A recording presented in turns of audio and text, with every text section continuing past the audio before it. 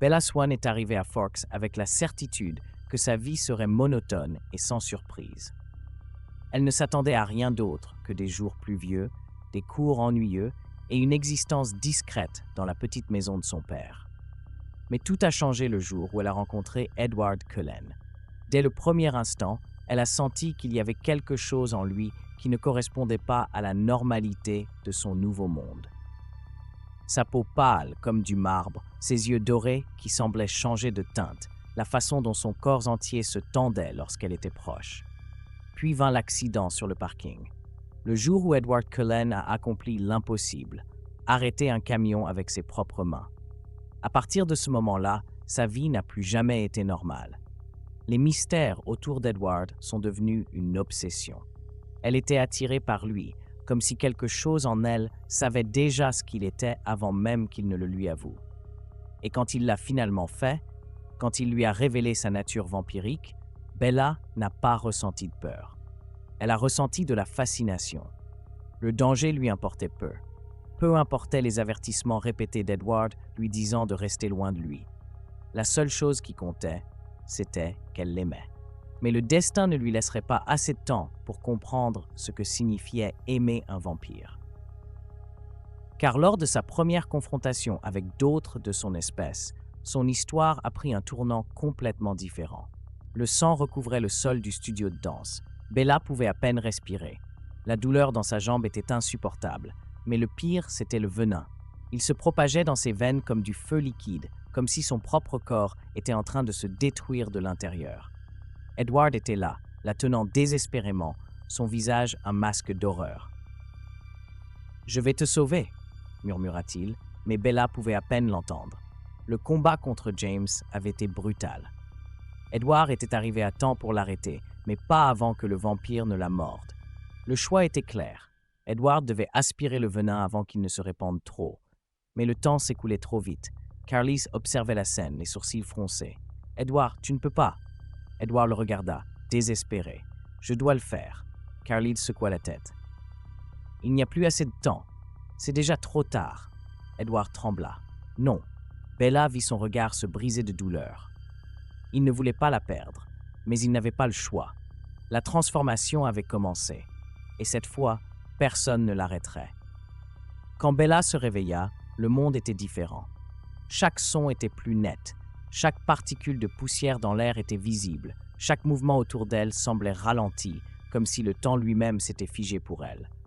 Mais ce qui était le plus puissant, c'était la soif. Elle était accablante. Tout en elle réclamait une seule chose, du sang. Et la première chose qu'elle vit fut Edward. Il était penché près d'elle, son expression empreinte d'angoisse. Bella, elle frissonna, mais pas de peur. Elle ne pouvait plus ressentir la peur. Elle ne pouvait ressentir que la faim. Edward le remarqua. Il recula d'un pas, les lèvres serrées. « Écoute-moi », sa voix était calme mais tendue. « Tu dois résister. » Bella fronça les sourcils. « Résister à quoi ?» Et puis, l'air lui apporta un parfum sucré, enivrant. Le battement d'un cœur humain. Son cœur humain n'existait plus. Mais elle était encore entourée de ceux qui en avaient un. Et avant même de pouvoir y réfléchir, son corps bougea par instinct. Edward réagit instantanément, la retenant fermement. « Non !» Bella grogna, sentant une rage féroce, un désir incontrôlable. Ses crocs frôlèrent sa lèvre inférieure. Sa nouvelle nature rugissait en elle, une faim incontrôlable, un instinct impossible à réprimer. Mais Edward la maintenait. « Bella !» Sa voix se brisa. « Regarde-moi !» Bella cligna des yeux, et pour la première fois, elle vit quelque chose dans ses yeux dorés qui la stoppa. La peur. Pas de elle. Pour elle. La confusion se mêla au désir. Qu'avait-elle fait?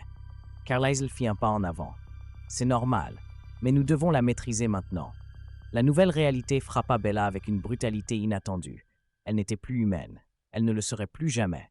Et son histoire avec Edward Cullen venait de commencer d'une manière totalement différente. La forêt s'étendait devant elle comme un océan d'ombre et de mouvement.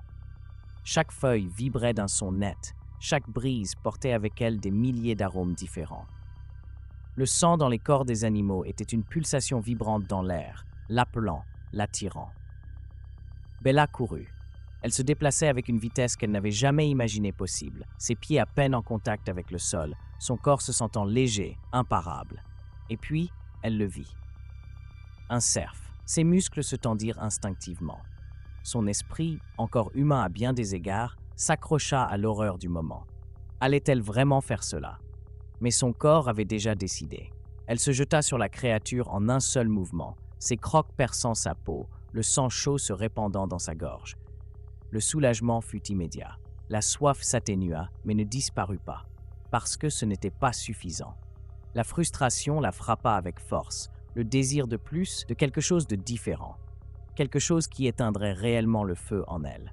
Et ce qui l'effrayait le plus, c'était qu'elle savait exactement ce que c'était. Bella s'éloigna du cerf, haletante, sa robe trempée de sang animal. Elle regarda Edward, qui l'observait à distance avec une expression de soulagement et de prudence. « Tu y es arrivé, dit-il doucement. » Bella s'essuya la bouche avec sa manche, mais la sensation ne disparut pas. Ce n'est pas suffisant. Edward hoqua lentement la tête, les lèvres serrées. Ça ne le sera jamais.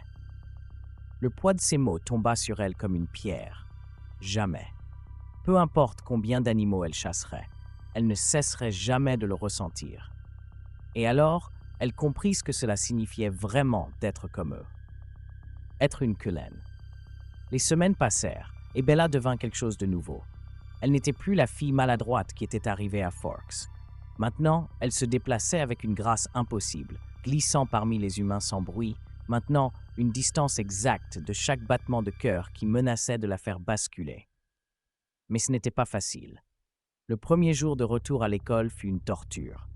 Elle avait cru pouvoir le gérer, pouvoir être comme Edward et les autres. Mais au moment où elle entra dans la salle de classe et que l'air se remplit de l'odeur du sang humain, son esprit se troubla. Elle la vit. Une fille quelconque, assise près de la fenêtre, une veine palpitant dans son cou. Bella sentit sa gorge se resserrer. L'instinct fut immédiat, sauvage. Cours, chasse, nourris-toi. Les Cullen le virent avant qu'elle ne puisse bouger. Alice apparut à ses côtés en un instant, ses doigts serrant son poignet plus fort que Bella ne l'aurait cru possible. « Pas ici !» Sa voix était un murmure, mais la puissance qui en émanait l'ancrait au sol. Edward était de l'autre côté, sa main sur son dos, la guidant subtilement hors de la salle de classe. « Rentrons à la maison. » Bella ne protesta pas. Elle savait que si elle le faisait, elle ne pourrait pas s'arrêter. Ce jour-là, elle comprit la véritable nature de sa nouvelle vie. Ce n'était pas l'histoire romantique qu'elle avait imaginée en voulant devenir l'une d'eux. Ce n'était pas seulement être avec Edward pour toujours. C'était se battre contre elle-même à chaque putain de seconde. Edward la trouva assise à la fenêtre de sa chambre cette nuit-là, observant la lune au-dessus de la forêt. Il ne dit rien au début. Il s'assit simplement à côté d'elle, laissant le silence parler pour eux. Finalement, Bella brisa le silence. « Je ne sais pas si je peux le faire. » Edward prit une profonde inspiration, bien qu'il n'en ait pas besoin. « C'est difficile au début, mais tu y arriveras. » Bella tourna la tête pour le regarder. « Comment le sais-tu » Edward soutint son regard. « Parce que tu es Bella. » Ce n'était pas suffisant, mais à cet instant, c'était ce dont elle avait besoin. Les jours passèrent et Bella apprit. Elle apprit à chasser avant chaque interaction avec les humains. Elle apprit à s'éloigner lorsque le désir devenait trop fort.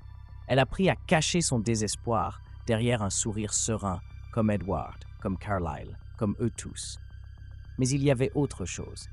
Bella n'était pas comme les autres. Elle s'adaptait trop vite. Ses sens étaient plus aiguisés, son contrôle plus fort qu'il n'aurait dû l'être pour une nouveau-née. Carlyle le remarqua. Alice le vit dans ses visions. Edward le sentit. Bella était différente, et ils savaient tous ce que cela signifiait. Si quelqu'un d'autre découvrait à quelle vitesse elle maîtrisait sa nature, les Volturi viendraient pour elle.